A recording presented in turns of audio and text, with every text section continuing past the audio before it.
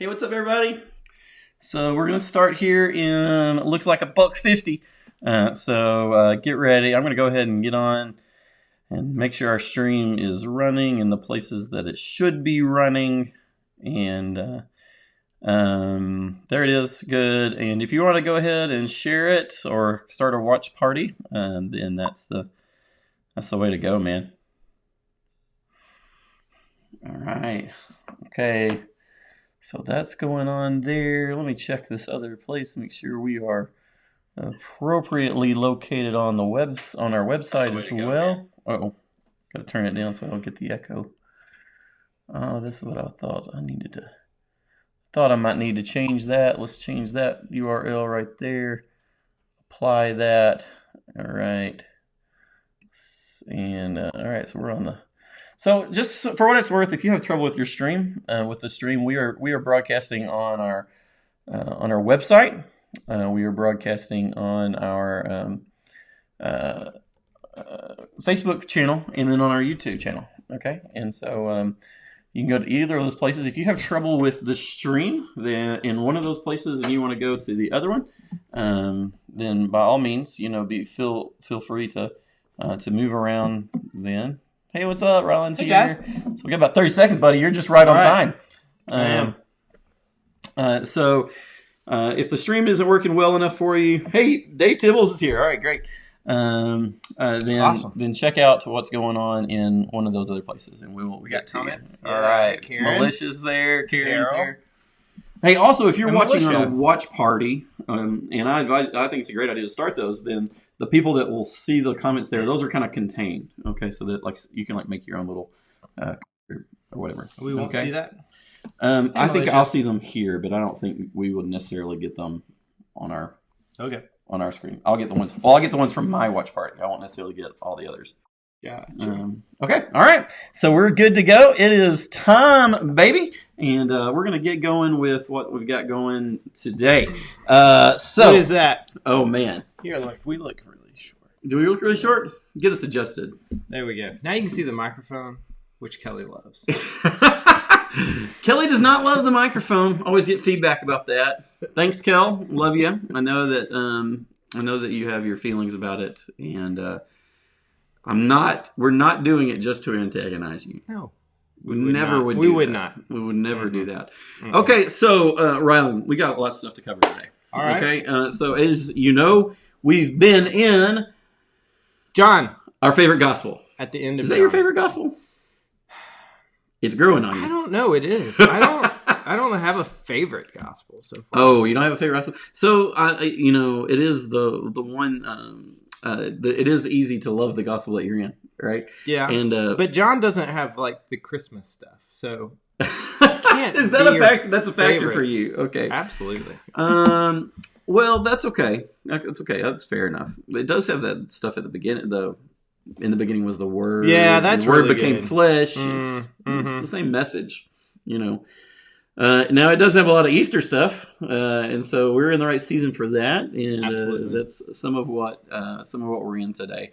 But really, today I want us to do something a little bit different with the Gospel of John. We're going to skip around in the text a little bit more than we're usually prone to. We usually like to stay in a piece of the Gospel. But given where we are, okay, so on Sunday morning this past week, we talked about the crucifixion, okay, and Jesus' death.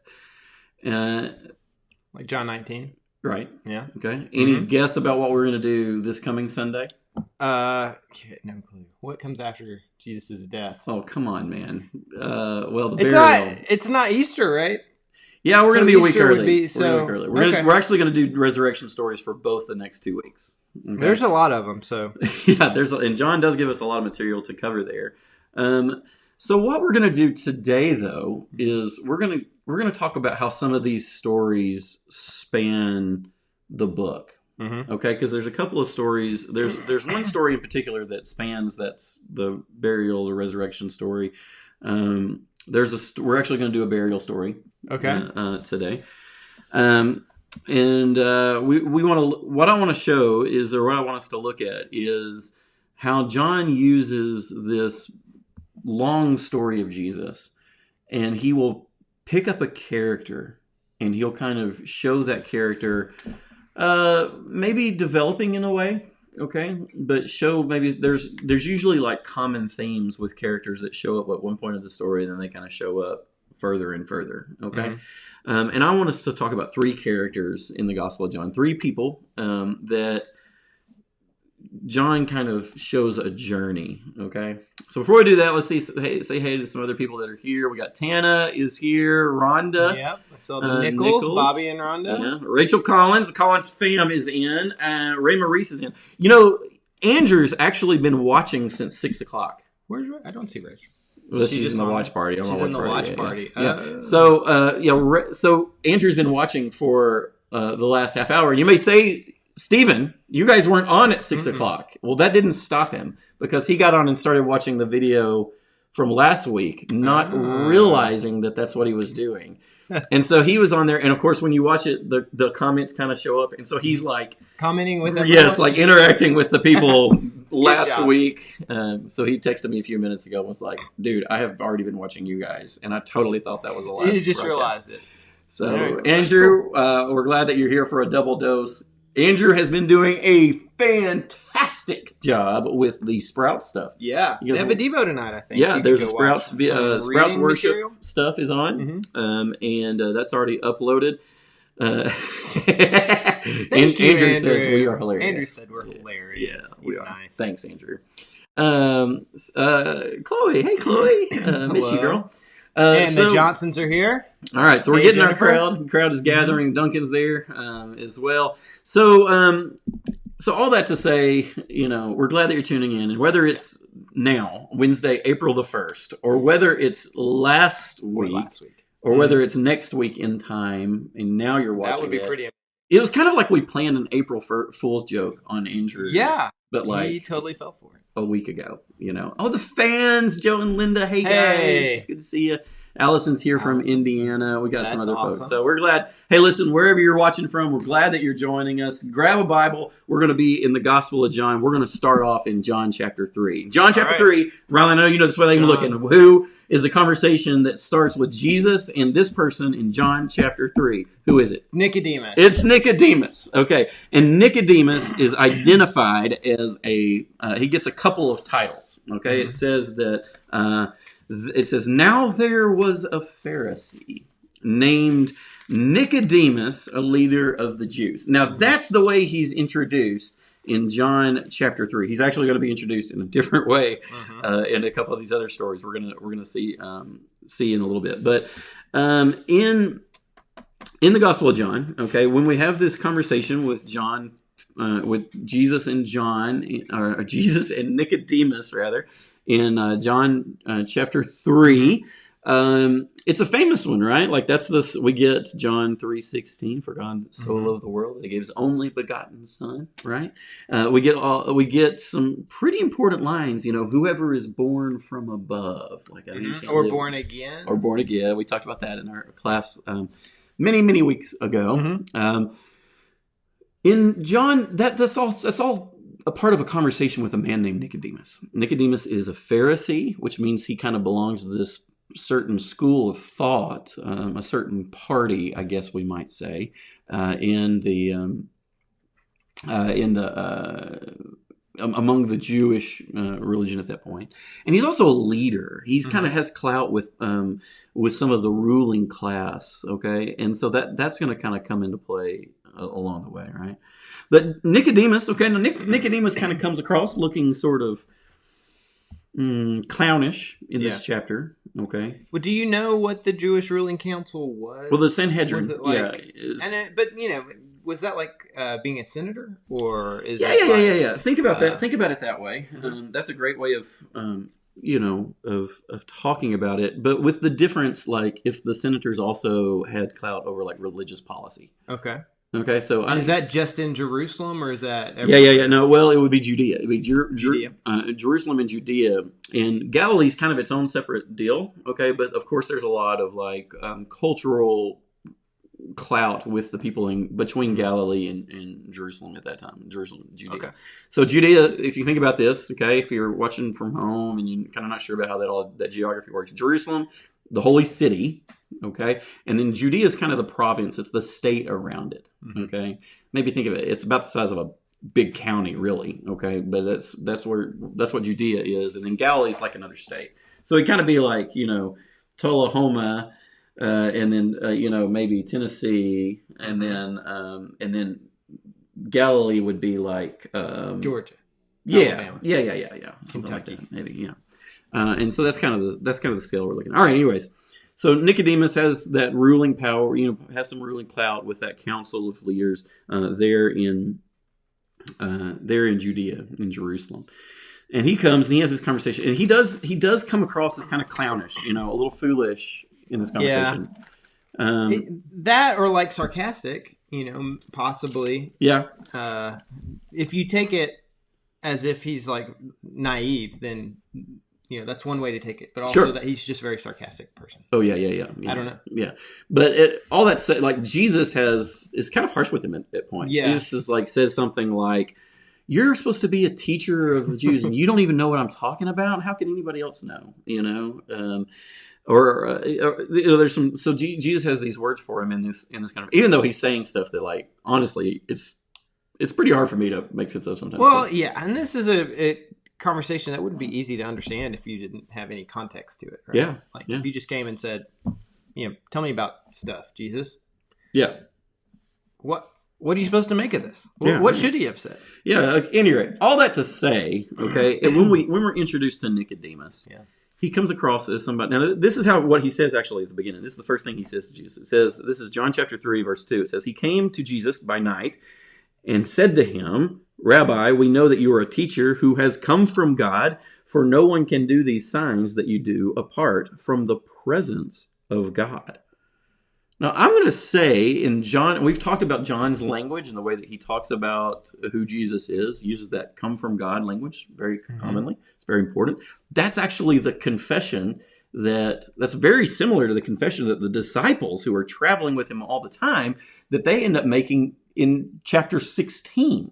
Okay? So it kind of looks, is Nicodemus like ahead of the curve? Yeah.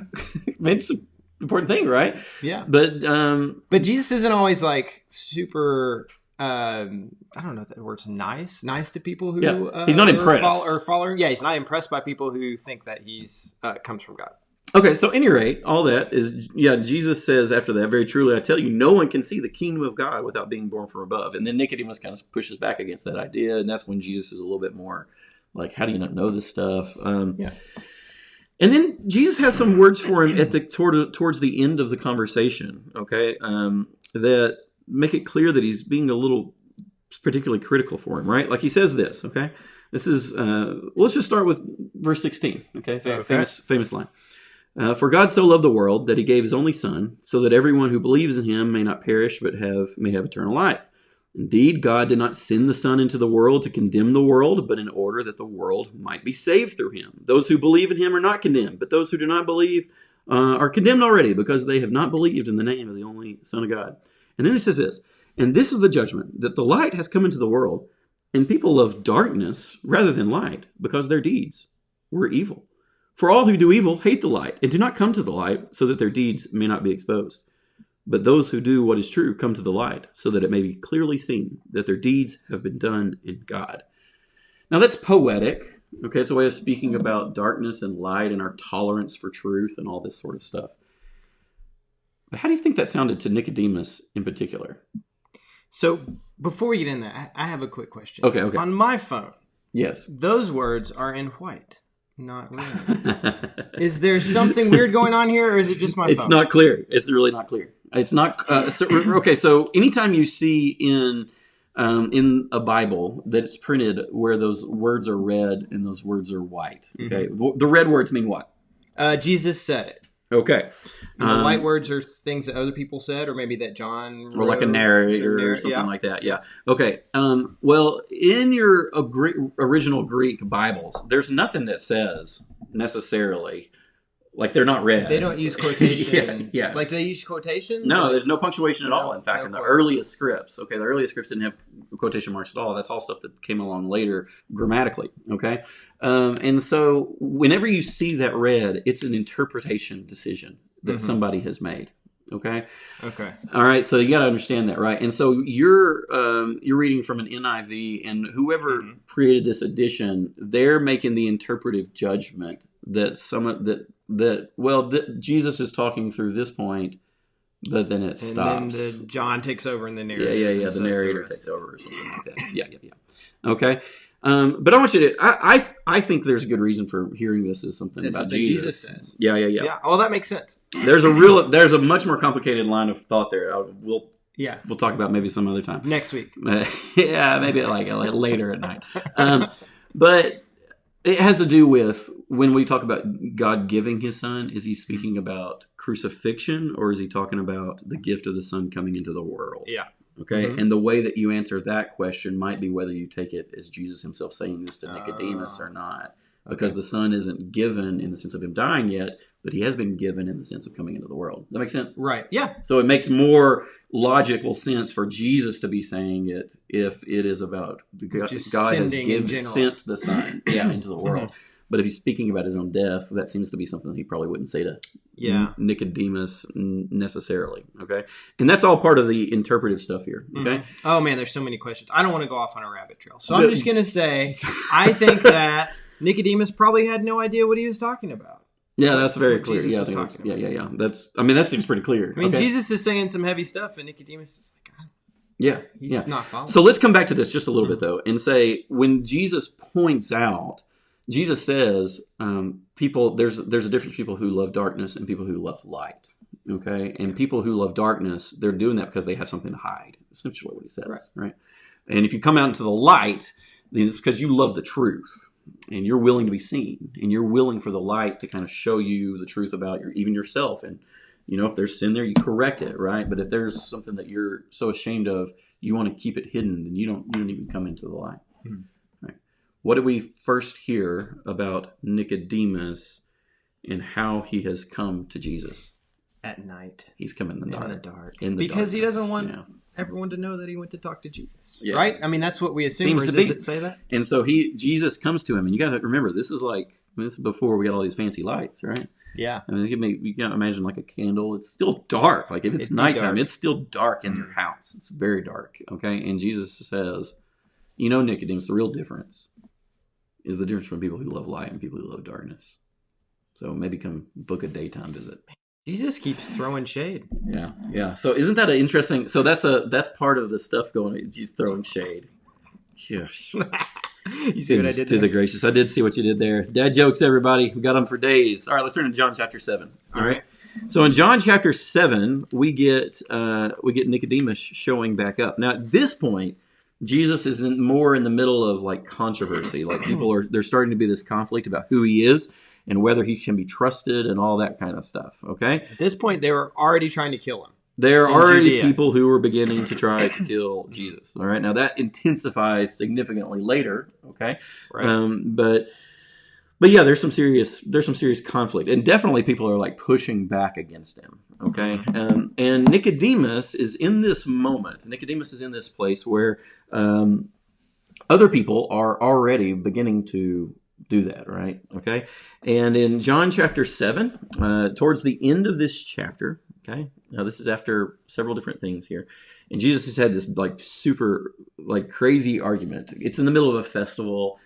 He's the one he said he wasn't going to go to. Yeah, and then he goes. And he kind of just shows up and starts talking. And he starts talking, and he's honestly kind of like picking fights in the temple. Yeah. Okay, like he is there. He's challenging the authorities. He's saying, "You guys don't even, you say you believe in Moses. Moses talks about me. You don't even believe that stuff. All right." All that to say, it's throwdown time. All right, yeah. Jesus is really picking on the authorities. Once again, I think we should just point out that whatever Jesus is teaching, John doesn't actually record mostly. Yeah. He just records his response to the people who are getting onto him. Yeah, it'll be like John will say something like, "And Jesus taught in the temple, and all the people were amazed," but it doesn't actually say what he said or what his teaching was. It's going to hold all that stuff for later. Okay, yeah, good point. All right, but here, look in this. All right, so the Pharisees have like sent their kind of guard to go arrest Jesus. And these guys come back in verse 45, okay? It says, then the temple police went back to the chief priests and the Pharisees who asked him, why did you not arrest him? Like, so they come back empty-handed. And the police say, nobody's ever talked like this. They're like, I don't know, he's pretty good. You guys should go hear him. Have you ever talked your way out of a ticket? Oh man, no comment. That's kind of a sore subject at the moment. We won't talk about that. Yeah. All right. So, any rate, the Pharisees. Sometimes you just got to pay the piper. Not this time, though. The Pharisees replied, "Surely you have not been deceived too, have you? Has any one of the authorities or the Pharisees believed in him? But this crowd, who does not know the law, they are accursed." All right. So the main spokespeople here, they're like, even you're supposed to be our police. You're like our private guards, and now you are acting like you have turned against us too. You believe him too. And then they say to them, like, really, they're really harsh in the way. So it doesn't say who says this, but it says the crowd of the chief priests and Pharisees here, right?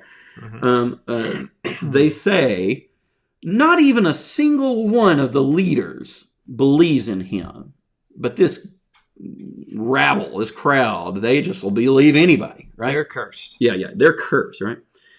All right, and so that conversation is kind of gone. And then it says in verse 50, this is John chapter 7, verse 50, we get Nicodemus, who had gone to Jesus before, and who was one of them, asked, our law does not judge a people without first giving them a hearing to find out what they're doing, does it?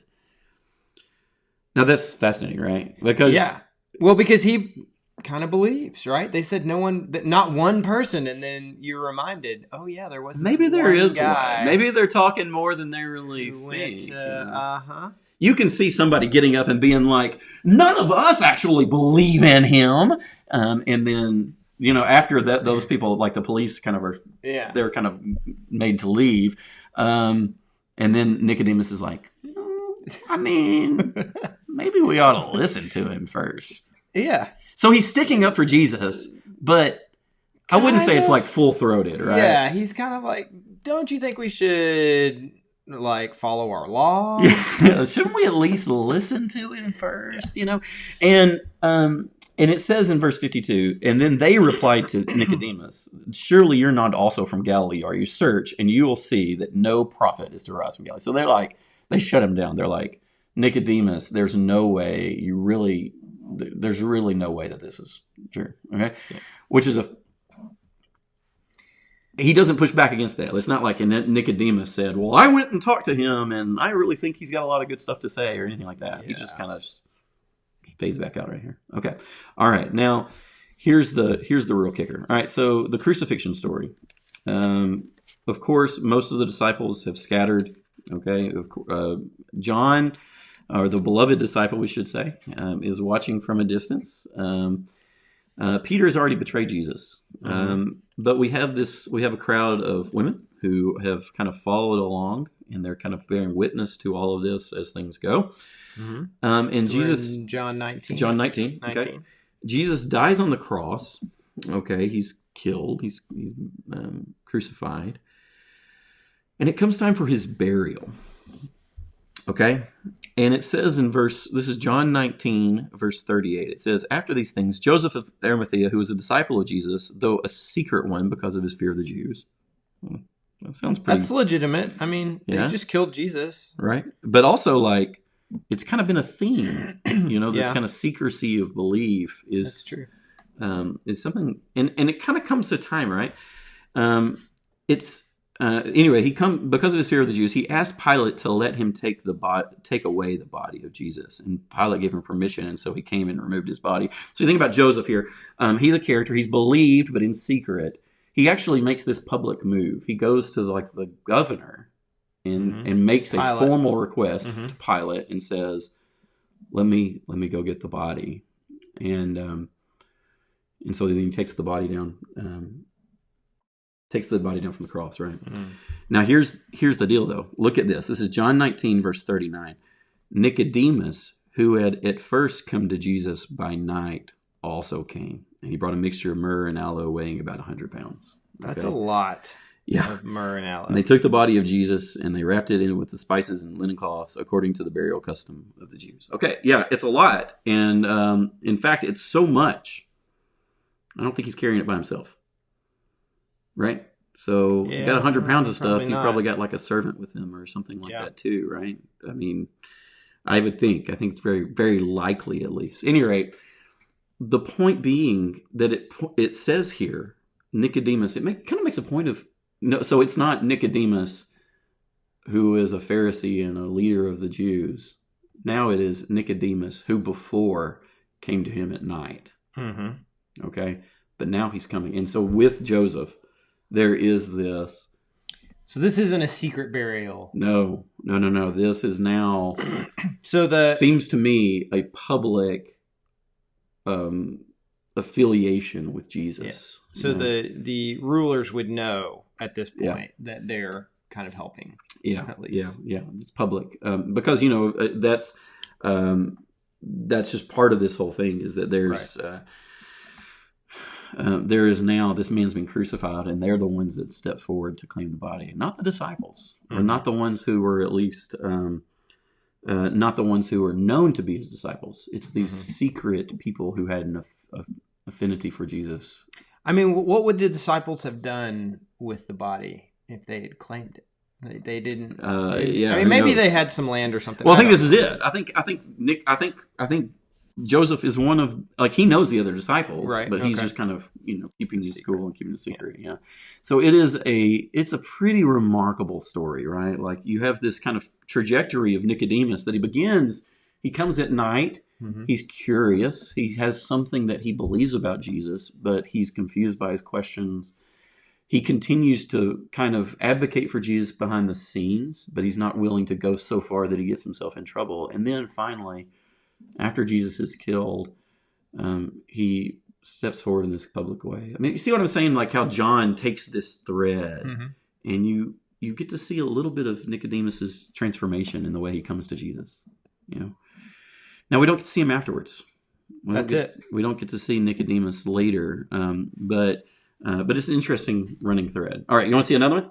Yeah. Okay, let's see another one. This is let's talk about Philip a little bit. Now, Philip is one of those disciples. You look in, like Mark or Luke or Matthew, and you don't really get to learn a whole lot about Philip at all.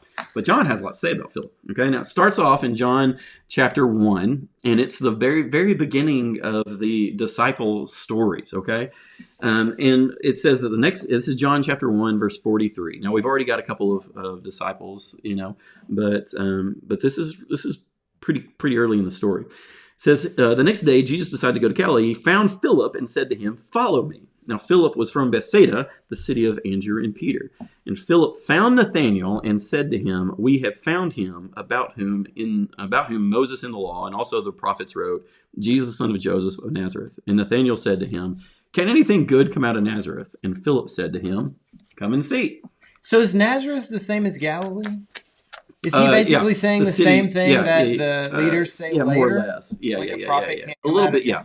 With a little bit more scorn. Scriptures. Like it's like the worst city. Yeah. Okay, like so if I was going to say like the worst city in Alabama, I'd say Auburn. Okay, and so if you want to like criticize, you say like talk about anything Alabama come out in general. Of Auburn. Yeah, exactly. That'd be the sort of thing.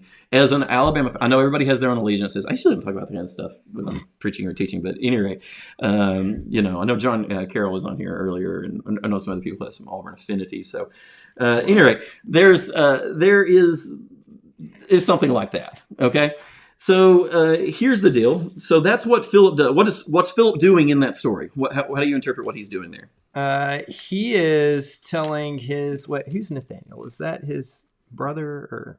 No, it's somebody else. We don't know. We don't know the relationship yet. All right. So he is already right at the beginning saying this is the Messiah, like in chapter 1. Yeah, and he's being a witness. Yeah, he's being a witness. He's evangelizing. He's bringing in somebody else to become he's being a disciple getter. Okay, somebody who's bringing other disciples into the story, right?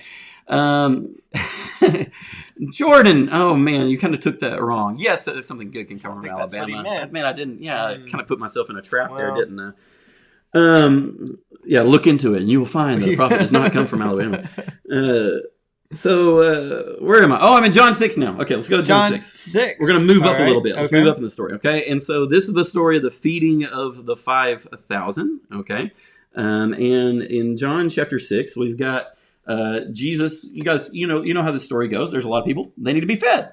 And it's not really clear how they're going to be fed. Send them home. Or at least it's not clear to everybody else, right? Yeah. It is clear to Jesus, it says. Because it says that when he looked up and saw a large crowd coming toward them, Jesus said to Philip, this is John 6, verse 5.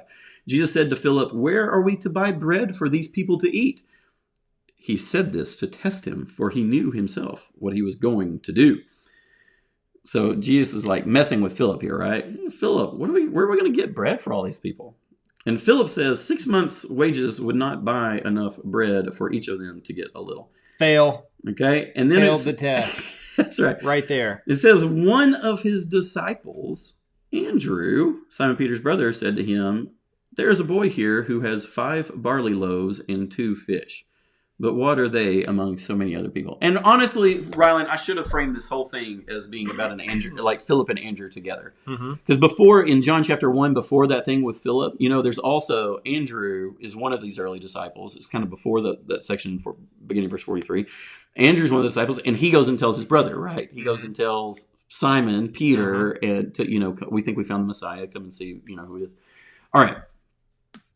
Here we have Andrew kind of gets in with Philip. Like they're kind of pals a little bit.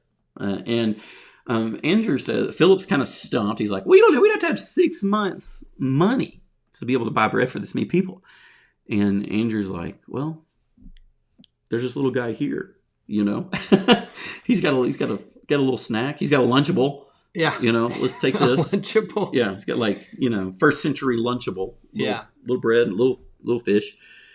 And of course, Jesus multiplies it and all this stuff, right? All right, so we have another story about somebody being brought into the ministry of Jesus. It's a little bit different, okay? But here it's Andrew. Earlier it was Andrew and Philip, but that's kind of both those characters together are, they kind of enter in this other character, this little boy. Yeah, it's just real subtle. A little bit of food, and it seems like it's just a little bit weird because either he believes that Jesus can do this or he can't. And bringing in a little bit of food, if he doesn't believe Jesus is going to do anything with it, what's the point of doing this? That's right.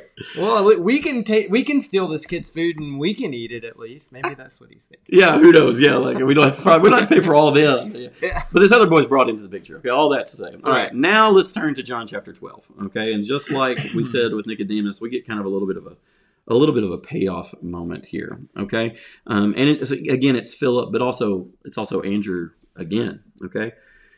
And in John chapter 12, okay, now this is like one of the last things that happens before the feeding of, the washing of the disciples' feet, which kind of begins that last long section of John, all right?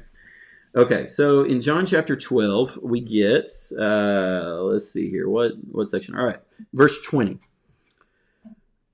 Now, among those who went up to worship at the festival were some Greeks, and they came to Philip, who was from Bethsaida in Galilee, and said to him, which, by the way, we knew that, right? So that's a callback to the beginning of the book. Remember the verse first, it says, now Philip was from Bethsaida, the city of Andrew and Peter. Okay. Well, so we kind of hear this again, right? So they came to Philip, who was from Bethsaida in Galilee, and they said to him, "Sir, we wish to see Jesus." Now, I've got to say, you want to see Jesus, I think Philip is one of the people you ought to talk to. Yeah. It's kind of like what he's been doing in the book, right? Yeah. Bring people to see Jesus.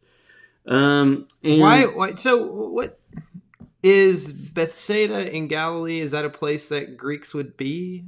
Well, it's kind of, yeah. Okay, so where it is, you love these geographical questions. Well, it points it out, and so I'm assuming that it's because that's where the So Greek in Galilee in general, you have more Greek interaction to start with than you necessarily would in Judea, okay?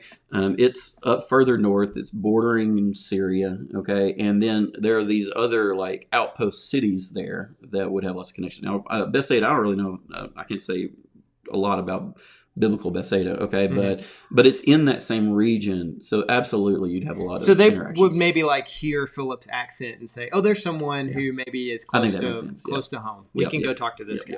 Okay. Or and who knows? Who knows how long they'd be kind of who knows what's going on? It doesn't really tell us why. I really think it's more of a callback to the. I think it's just showing. I think it really is a pointer back to the earlier thread in this. Yeah, hyperlink to the first part of John. I don't think it's as much like the Greeks are saying that necessarily, but maybe there is some reason there. I don't know. At any rate, they come and they say, "Sirs, we want to see Jesus." And then Philip went, and he went and told Andrew, and then Andrew and Philip went and told Jesus, and then so there's this interaction. We don't actually get a real book into what happens with this story, but. It's another thread.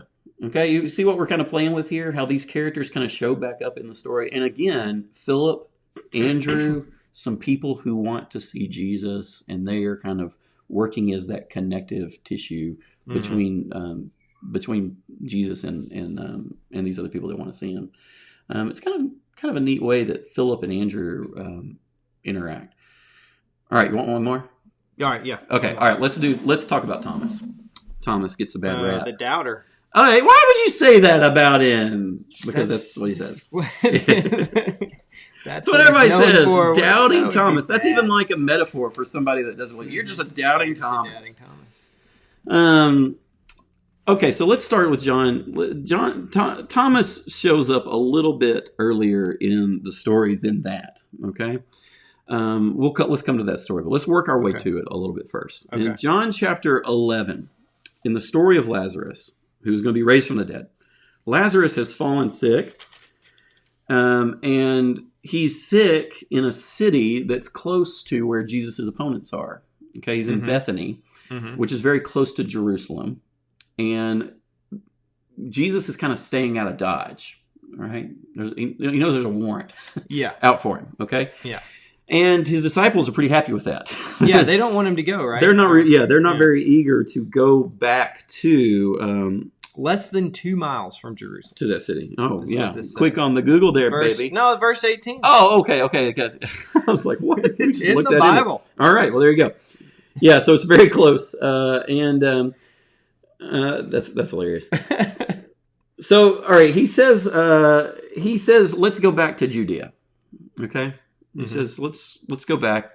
Let's go back to that region. Let's go to where Lazarus is. After he's delayed a little bit. Jesus tells his disciples. Yeah. Jesus says, let's go back to Judea. And it says, the disciples said to him, Rabbi, the Jews were just now, like the Judeans, you could also translate that by the way. The Judeans were just now trying to stone you, and you're going to go back? Like, man, we were just there. Last time we were there, they tried to kill you. So maybe... maybe we cool it out here. Don't rush back to Judea. I mean, which is a fair point. I could see why they would say that, right? It's unsafe. Yeah. Okay. Well, and Jesus says, are there not 12 hours of daylight? Those who walk during the day do not stumble because they see the light of this world, but those who walk at night stumble because the light is not in them. And after saying this, he told them, our friend Lazarus has fallen asleep, but I'm going there to awaken him. The disciples said, Lord, if he's fallen asleep, he's going to be okay. If he's getting a good rest, right? He's going to be fine. Jesus, however, had been speaking about his death, but they thought he was just referring merely to sleep. And so, is that a normal thing to say someone has fallen asleep when they die? Yeah. That'd be a normal metaphor. I mean, it's not. It's poetic, but yeah. It wouldn't be the only time that. I mean, that's used other places in the Bible. Okay. And then Jesus told them plainly, Lazarus is dead. For your sake, I was glad I wasn't there so that you may believe. But let's go to him. And then listen to this. This is a great little stepping up moment. Thomas, who was called the twin, said, or Didymus. Okay, that's kind of the language some of you guys heard. That's just the Greek word for twin. Thomas, who was called the twin, said to his fellow disciples, well, let us also go that we may die with him. He should be called Brave like Thomas. Fatalistic Thomas. Brave. I say Brave Thomas. You say Fatalistic Thomas. Yeah, but I mean, he should get some credit here, right? Like he is saying, I'm willing to die with Jesus. He's going back. He's determined to go. Let's go with him. Yeah. I think you should get some credit for that. It's still a form of doubt, though. It is a form of doubt because he seems certain that he's going to be overcome. Yeah. You're right. Yeah. I don't know. I'm kind of with you on that, but also he could have more faith. Well, it doesn't seem like, I mean, he has no view of the resurrection for sure. Sure, yeah. Right? I mean, he's not saying, let's go so we can die and be resurrected again. Okay? And he has no, he seems to have a sense of. But they all believe in, like, a resurrection, right? They're not Sadducees. Generally, well, that's part of the Lazarus story. Okay, is remember Martha comes out and Jesus says, he'll be raised up. He can be raised up again, and she says, I know he'll be raised up at the last day. Yeah. So there is this belief among some Jews of that time of a great resurrection day. Yeah, yeah. And Thomas probably believes in something like that, but nothing like what he's about to experience. Right. Yeah. Jesus. Yeah. He believes in the finality of death in a sense for the mission that he's on. Okay. And he believes in the reality of power. I could say that too, right? He believes that if Jesus goes there, he's going to face these powers. And the way he's kind of reading the tea leaves. They're ready to stone us. If we go back there, it's over. Yeah. Yeah. And of course, he's going to confront the reality of death in Lazarus. He's just been told Lazarus is dead, right? And so why go back? Of course, the Lazarus story is going to kind of forces everybody to rethink that. Okay. All right. Anyway, that's the first interaction that we get with Thomas. Let's look at John 14. We get another little evolution of Thomas in this story. Okay. Let's look in verse. Let's see, where am I? Look around verse 20 or so. Verse 18. How about that? Okay. I will not leave you orphaned. This is Jesus speaking to his disciples on the night before he's killed. Okay. I will not leave you orphaned. I'm coming to you. In a little while the world will no longer see me, but you will see me. Because I live, you also will live. On that day you will know that I am in my Father, and I and you in me, and I in you. They who who have my commandments and keep them are those that love me. And those who love me will be loved by my Father, and I will love them and reveal myself to them. And Judas, not called Iscariot, said to him, Lord, how is it that you will reveal yourself to us and not to the world? And Jesus answered, those who love me will keep my word, and my Father will love him. We will come to him and we will make our home with him. Whoever does not love me does not keep my words. And the word that you hear is not mine, but is from the Father who sent me. Okay, so we have this just give a little color about what's happening here. We have this back and forth between Jesus and his disciples. He says some stuff. They aren't sure what's happening. They ask him a question. Okay. I have said these things, this is verse 25. I have said these things to you while I am still with you. But the advocate, the Holy Spirit, whom the Father will send in my name, will teach you everything and remind you of all that I have said to you. Peace I leave with you, my peace I give to you. I do not give to you as the world gives. Do not let your heart be troubled. Do not let them be afraid. You heard me say to you, I am going away and I am coming to you. If you loved me, and then you would rejoice that I'm going to the Father, because the Father is greater than I. I've gone too far. Oh no. Okay, so this is all. We're in the right chapter. We started a little bit too late here. Okay. Okay.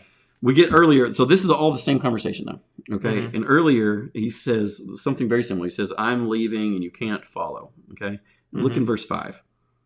And Thomas said to him, Lord, we don't know where you are going. How can we know the way?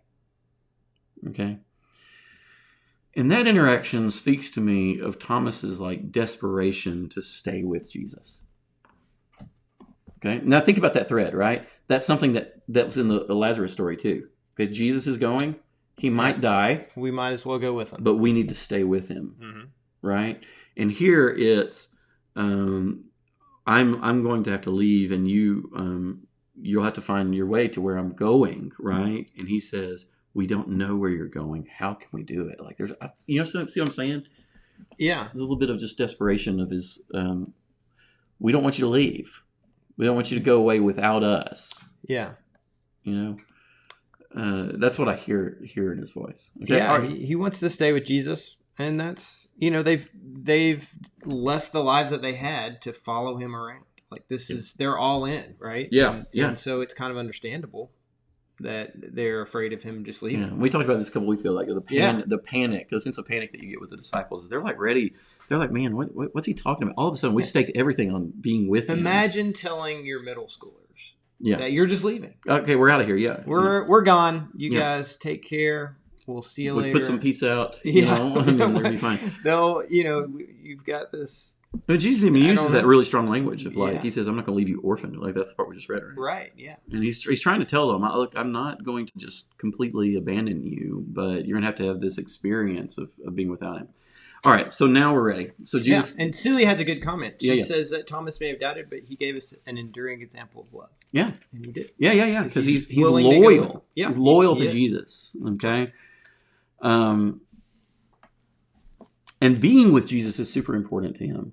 Yeah. Right? Okay. All right. So that being said, now let's go to chapter 20. Okay? And this is, of course, a resurrection story. So now we're kind of getting into this new space. That we were talking about earlier. Yeah. Okay? All right. And and Jesus, of course, here's the setup. And it's just almost comical, right?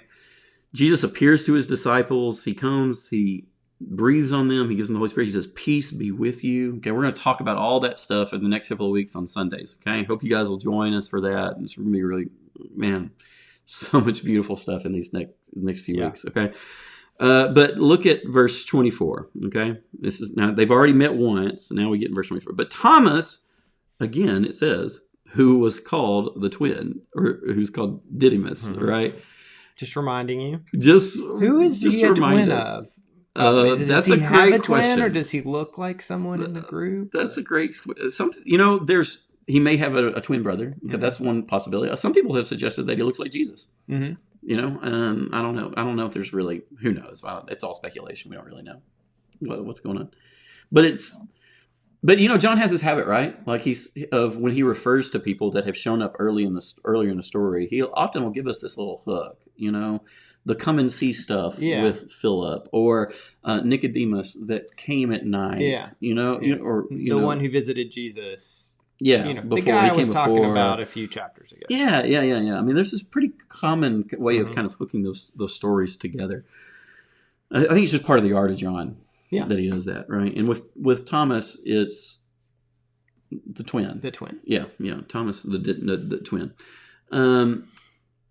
Okay, so here though he's come, it says he wasn't there, which is really a bummer, right? Like the disciples have all met together and Thomas isn't there. He went to grab the nachos and pizza and all the stuff to bring back. Oh man, he was out getting food or something. I don't know. I don't know that he's gathering with them at all. Really? So you think they're all together and he's like in the depths of sorrow by himself? All right, so this is the way I interpret it. Mm-hmm. The thing that Thomas was afraid of has happened. Jesus has been taken from it. Okay? And he didn't die with him. Okay? And he did leave. And so now Thomas, I really think, let me say it this way. I think it makes more sense for Thomas to be gone than it does for the others to be together.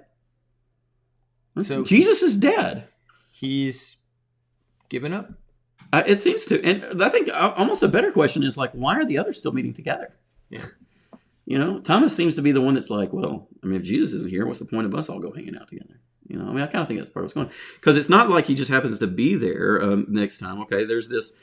He is going to be at the next gathering. Okay, but before that, the other disciples tell him. Like I get the sense that they've gone to tell him. They had to go find him. Yeah.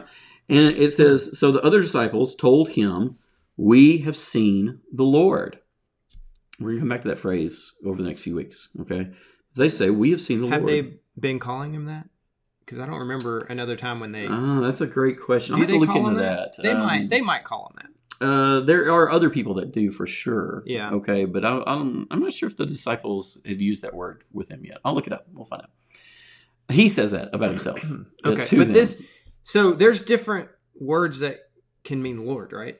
So this one would mean just like ruler or king. Yeah. Not God. Sir. Yeah. Master. But I think let's get to that. Okay. All right. Because it actually comes up in the story. You're not just asking a random question here. Okay, so he says, they say, we have seen the Lord. Okay, but he said to them, unless I see the mark of the nails of his hands and put my finger in the marks of the nails and my hands in his side, I will not believe. Pretty strong language. Yeah. Right? So this is where he's doubting. Okay, he doubts that it's actually he gets his new nickname. Yeah. He doesn't get to be Brave Thomas or Loyal Thomas. He doesn't get to be the twin or what do you say, Fatalistic Thomas? He was the twin before. Or the twin. He was Didymus, and now he's Doubter. Yeah. All right, and so it says a week later, the disciples were again in the house, and Thomas was with them this time. Mm-hmm. Okay, so not sure. We don't know what the difference is. Why he's been persuaded to be there this time. He wasn't there the time before. Yeah. But he's there. Although the doors were shut, Jesus came and stood among them and said, "Peace be with you," which is a replay of the stuff that happened just a few verses before, the week before, right? Same thing. The doors were shut and locked, and he just appeared. He shows up and says, "Peace be with you." And then he says to Thomas, he doesn't start talking to the group. He looks straight at Thomas and he says, "Put your finger here and see my hands. Reach out your hand and put it in my side. Do not doubt, but believe." And so Thomas answered him, "My Lord and my God." So there's the connection to those concepts that you were asking just a second ago, right? Like they're combined now into one. Yeah. Mm-hmm. And Jesus says to him, "Have you believed because you have seen me? Blessed are those who have not seen and yet have come to believe." Now, I think when you put these things together with Thomas, okay, you get a sense not just of the doubting, but you get a sense of the importance of the reunion, right? What's been important to Thomas before? It's the being with Jesus, okay? And here in this moment, it's not just that he gets to have his faith renewed. He's reunited with Jesus. It's Jesus' presence. The most important thing. Yeah. And so I think that helps him probably to understand, to get what Jesus was telling him before. Yeah. About how he's going to go away, he's going to come back. But now Thomas knows if and when Jesus leaves again, it doesn't mean it's forever. Yeah. And there's a sense of presence too. Right. Yeah. Right? I think the Holy Spirit, this is the word, the Holy Spirit. Yeah. Yeah. And so all that, you're exactly right though. It's kind of like, kids go through this phase of like separation anxiety when they're really kind of. I don't know if your kids did this, but like our kids would go through this time, like you drop them off in like the nursery or whatever, and there's like a month when they're like, "Nope, I'm not doing that." That happened. A lot of you watching this, I don't know about you guys watching this right now. I'm not sure who all's on. Actually, I know some of you have taken my kids as we have dropped them off for like children's church. Come on, it'll be okay. Or second grade class, and they just start screaming. And one of the things they just have to learn, that if you leave, you're going to come back. Yeah. And it kind of takes some time to get that. And I think you're right. I think Thomas is kind of learning that here. When Jesus leaves, he's going to come back. Yeah. And there's kind of this permanence to Jesus' presence, that's an important part of the story. Okay, so we got Philip, and we've got Nicodemus, and we've got Thomas. And all of these stories, and there's a couple more like it, but they're all people who have the interactions with Jesus along the way. And then over time, those interactions, there may be some consistent threads, but they kind of shift just a little bit. They begin to transform just a little bit. We didn't say this, but Philip has one more interaction with Jesus in John chapter 14, where he's like, I just want to see God, right? Yeah, show us. Yeah, God. There's all this. And this is the weird one where it's like, that's not really what. Yeah. But all of them like undergo these sorts of transformations. I think there's something so critical for we who are disciples of Jesus to recognize there, and that is when we see somebody or when we have experiences ourselves, struggle, doubt, trouble being open in our faith, trouble understanding what Jesus is talking about or saying, or we have to realize that our story's not over. And man, church, listen. Man, before you criticize somebody, before you kind of judge somebody in your head, man, it's worth taking a step back and saying, hey, that person's story, it's not over. I mean, how powerful is that, right? That even Thomas has this definitive, moment where he just says, I ain't gonna believe it. Yeah. Jesus comes and gives him just the thing he needs. Right? Yeah. Just the right thing he needs. But you don't know if you're stepping into that point in someone's life where they're just saying, I don't believe it. Yeah. And so there's opportunity. I need to see something. I think a belief that people are unfinished creations. Okay? I think that is so fundamental to a lot of who we are. Like, think about an ethic of nonviolence, right? You turn the other cheek when somebody slaps you. You know, you know what I think part of that comes from? I think it comes from an unfinished ethic that says that person may indeed be an enemy of me. They may be an enemy of God right now, but I believe that God can still interact with that person's life. I believe that God can still intervene, even make God has a way of making enemies into friends. You know, when you leave that open, when you leave that space open for transformation, but for other people, when you leave it open for yourself, okay? You know, man, maybe it's cheesy. Maybe it's just t-shirt theology, coffee cup theology. But having a real sense that God's not done with me yet. That's powerful for your life, man. You know, because it makes you seek out. Man, what's the Lord doing for me right now? Well, a lot of times we're hardest on ourselves, right? Yeah. Not other people. Maybe not other people's our enemy, but just where you are. Like Thomas, working through this stuff himself. He went off apparently by himself at some point and was just maybe on the edge of giving up. Right? Yeah, but Jesus wasn't done with Thomas. Or how about the other side of it, right? How about the because there's this, you know, Simon has some stories where he like kind of boastful about the things that he's going to say or not, right?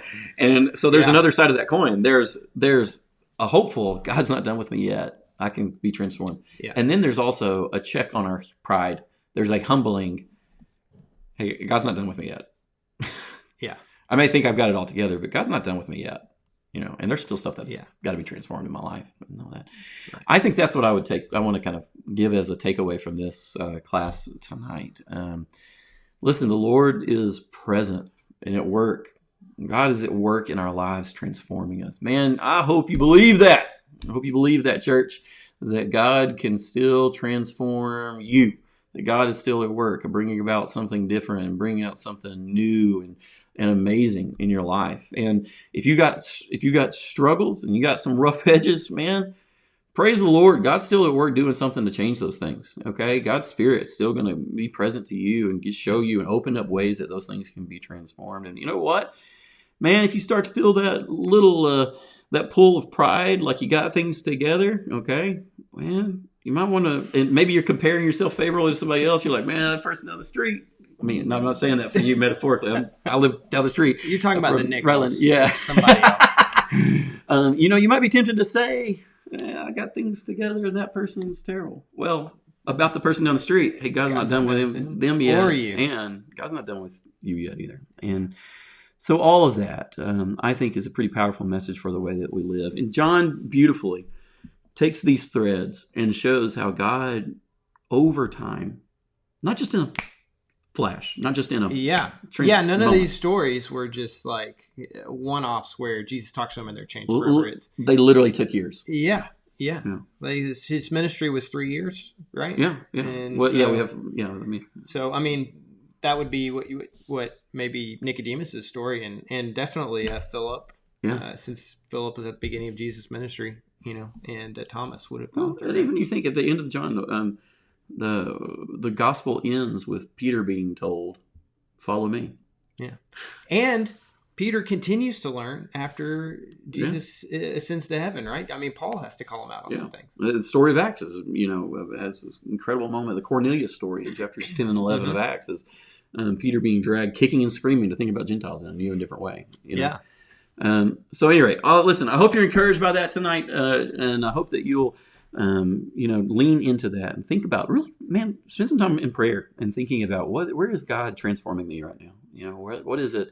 Hey, this is at a moment of disruption like this whole coronavirus is for us all. This is a great moment to stop and think and say, what is it? Where is it that I'm being transformed right now?